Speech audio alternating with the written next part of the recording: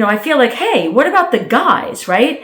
I have a community, a subscription community, Your Second 50.life, in which I have men and women, and I'm putting information out for men and women, not just women, because women, the women I work with who are over 50, we all say, hey, we want our spouses to be with us, as we're aging, and have them be healthy and well as the same as we are striving to be. Hi, welcome to the Judy Terrell Show, where I explore topics intended to optimize every body 50, 60, 70, and above. Hi, everybody. I am Judy Terrell, and I am a nationally board certified health coach. I'm in a PhD program for lifestyle as medicine. I have been coaching and programming fitness programs, nutrition programs. I'm a certified nutritionist in New York State in America, and I've been coaching clients for 43 years. I am in the trenches with people day in and day out.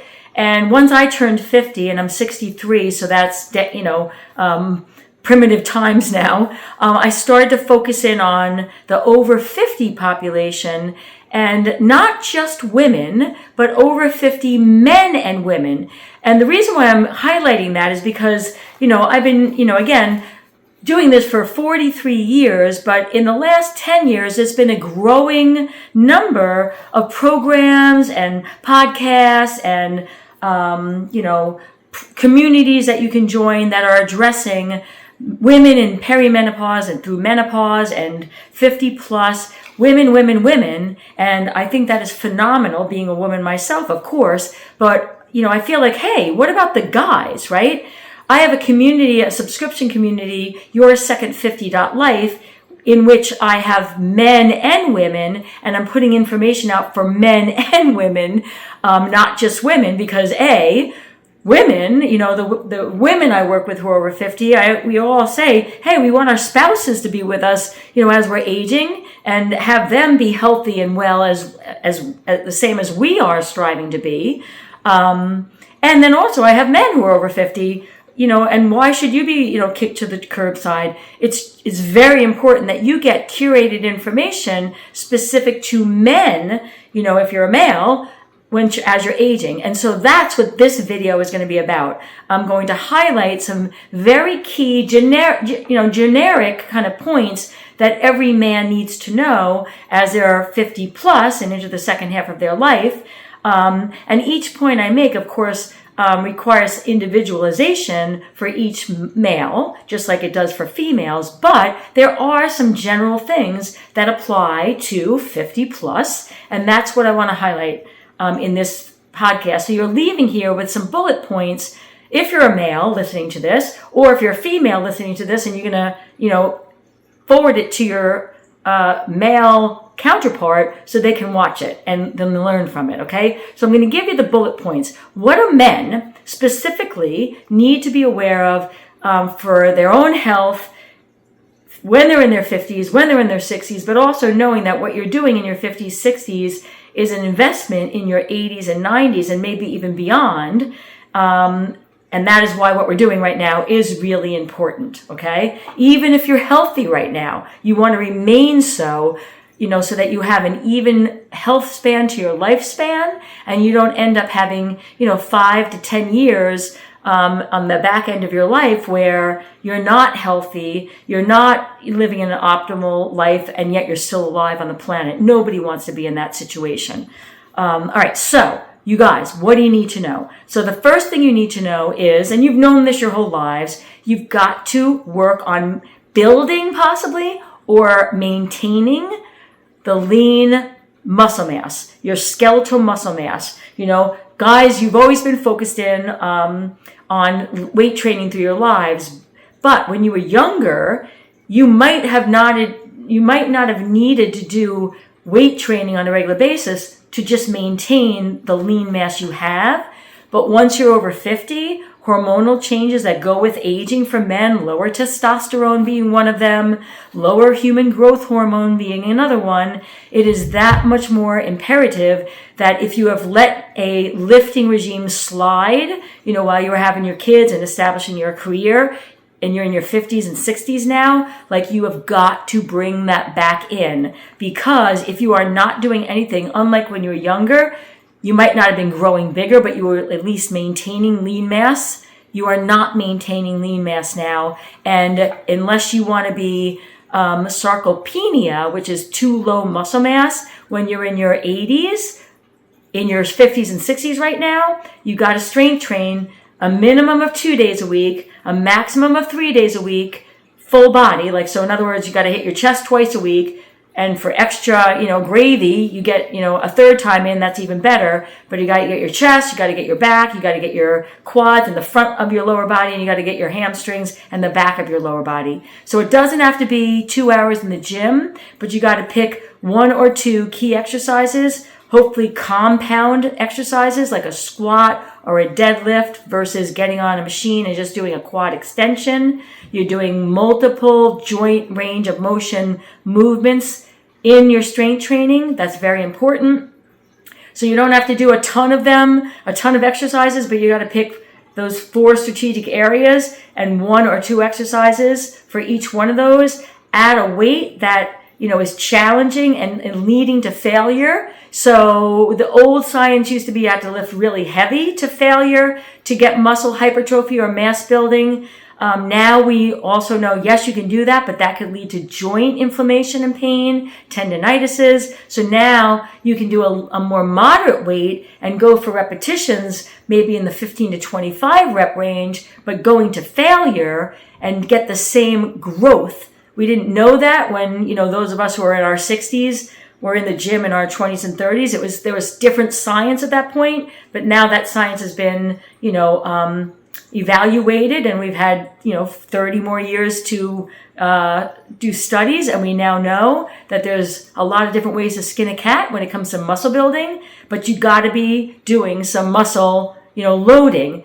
And if you're over 50 and you're a male, it's very important because you're investing in your 80s, okay? So if you've let that slide, you got to bring it back in, okay? All right, so now that's the lifting piece, but, we also have the cardio piece. Why does a man who's over 50 need to do cardio?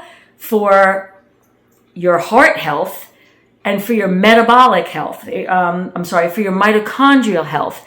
When you are doing an exercise that gets your heart rate above what it would be just sitting down in everyday life in a chair, and there's different intensities that you can go to, like a HIIT training versus a zone 1 or zone 2 cardio.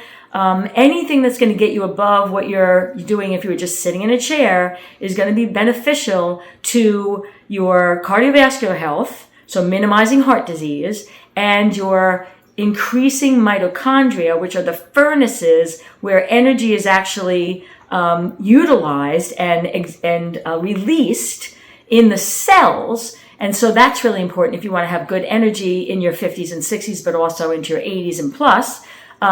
You got to bring that cardio in. It's not just for fat management. Yes, it helps with that too. But the reason why I'm advocating it if you're a male over 50 is for the cardiovascular, the heart health benefits, and for the energy benefits at the cellular level. And the mitochondria, if you have not heard that word, look it up, because that is the organelle of longevity. Okay? So very important. All right, metabolic health, which I'm specifically referring to insulin and the belly fat and inflammation and keeping chronic disease at bay. So this is all about metabolic health. And what is important for that practices for men over 50 is to try and stop eating within 3 hours of going to bed, to distribute your calories so that you're eating more of your calories and your protein earlier in the day. Most of the men that I work with who are over 50 and 60, especially those who are trying to, modify their weight or lose weight, they are, doing this intermittent fasting approach or time-restricted eating, or they're just not hungry and they have coffee or maybe a protein shake, but then they don't eat lunch, they're too busy, or they don't want to eat, they're trying to manage their weight, a whole mess of reasons. But what I'm highlighting here is that you do not want to take in the bulk of your calories after 4 p.m. until you go to bed, which is what many men over 50 are doing on a day-to-day basis. And that is not serving you from a metabolic health perspective. It's setting you up for insulin resistance, which is the precursor to type 2 diabetes, inflammatory disorders, autoimmune problems, throwing off your gastrointestinal health, a whole plethora of health things that you do not want, all having to do with the timing of your eating through the day. So you want to time it so that you're distributing your calories and your protein through the day, so you're not over consuming in the evenings. You want to limit ultra-processed foods, alcohol, and liquid calories, and you want to choose whole foods in general, but in particular carbohydrates, because the ultra-processed carbs, and that be your white flour products like pizza, bagels, pastas, macaroni and cheese, breads, and all that kind of stuff. I'm not saying you'll never eat them, but you have to, from a metabolic health perspective, you need to titrate them in a wiser and more restrictive manner than when you were a younger man. Okay, very important. All right, on to bone density. So, everyone knows women over 50 and osteopenia and osteoporosis, but, men get it too, especially men who are not, that are very sedentary, have sedentary jobs, and are not doing the workouts that they did as younger men. Some medications might be leaching calcium from the bones, or highly inflammatory eating plans. So you've got to be mindful of your bones and not just your muscles. So you kind of need to follow a similar protocol to women over 50, and that is to put some jump training in. So, 2 or 3 times a week, stand up and do, like a basketball layup, kind of a jump, and do 15 in a row, 3 sets, and then call it a day, and do that every other day. That load is going to be 3 times your body weight coming down on your bones, and that is going to be bone building. And if you are having leaching of calcium and other things from your bones, it's going to actually help recruit those things back in and help to strengthen them. You also need balance work. Again, we think that just women, falls in women, and because they lose their balance and then break a hip bone, which is really known as the kiss of death, quite literally, but that also happens for men as they age. So balance, and the thing about balance is that falling out of balance is not the problem. It's losing your balance and then falling, and then breaking something. That's the problem. So integrating standing on one leg, and then holding your balance, on a every other day basis would be a good practice, but bringing in some sort of standing on a wobble board, using the vibration plates that are, coming into vogue for women. If your spouse has that in the, dining room or the living room or in the bedroom or in the basement, don't be afraid to get on it, on a every other day basis, and then stand on that with a vibration plate. It's vibrating, and then if you get on it and you stand on one leg, it's enhanced balance training. And why do you need it? So that you might lose your balance if you slip on black ice or step off a curb and there was an uneven surface. But losing your balance, if you practice balance training, you might lose your balance for a moment, but your whole nervous system and musculoskeletal system might stop you from actually falling because you've been practicing balance training. So it's very important for men over 50. Everyone knows testosterone declines as you age, as a male, just like estrogen and progesterone declines in women. So, what can you do outside of, getting tested and maybe taking a testosterone supplementation, which, is coming into vogue right now too. But, if you're somebody who doesn't want to do that, or, I always tell people supplements are always secondary to, what your everyday habit patterns are. So strength training is going to boost testosterone. Making sure you're getting the recommended 8 hours of sleep, and that you're not going to bed too late, so that you're actually getting into the deeper stage of sleep called deep sleep, because this is where human growth hormone is released, and that is going to help out and boost testosterone. and help make up for a lower testosterone. But if you're not getting that human growth hormone because you're going to bed too late or not sleeping enough, then it's going to decrease your testosterone and other hormones that are going down as we age anyway. So getting the 8 hours and going to bed, somewhere between 10 and 11 at night is a good practice for men over 50. Keeping your body fat level at a healthy level. The science and the research shows that unlike women that are on that, almost like uber concerned about it and perseverate on it, men tend to say, "Oh, I got my little Buddha belly," and it's a cute thing. But so that men over 50 are by the time you wait too long till the overweight gets your attention, because now you've been diagnosed with an inflammatory disorder, or you've got your A1C is now borderline diabetic. You're waiting for a health marker to tell you that you are now in a disease category. Don't wait for that. Men tend to wait. They don't take action until it's not that it's too late, but until something is actually manifested. And so this video, I'm saying if you're over 50 and a male, don't wait till you've been diagnosed with something. Recognize if your waist is expanding that you probably are having health issues under the hood that are incubating that you need to be addressing. So keeping a healthy body fat level and not letting it get out of control is going to help with testosterone levels and keeping them at optimal for over 50 and also for other health markers. Reducing alcohol. I'm not saying that you need to be, a monk, but alcohol is a major testosterone suppressor, the production of your own body. So, as a younger man, you might have been able to tolerate a higher amount of alcohol. As a aging male, I'm not, again, saying you need to cut it out, but you might need to reevaluate what is the number of drinks you're going to have on a Friday, Saturday, and Sunday. Just saying. Mental and emotional fitness. Men are more at risk of, the aging epidemic of loneliness and feeling of depressions and, in retirement, kind of a lack of self-worth and meaninglessness, partly because they don't have the same social connections as women. We're all at risk of this as we get older. Our friends, as we get older, they're dying off. They have health issues. We are more isolated into our, we retire. We're not in the workforce. A variety of circumstances that happen as we go into the second stage of our life, over 50. The kids are out of the house. You're empty nesters.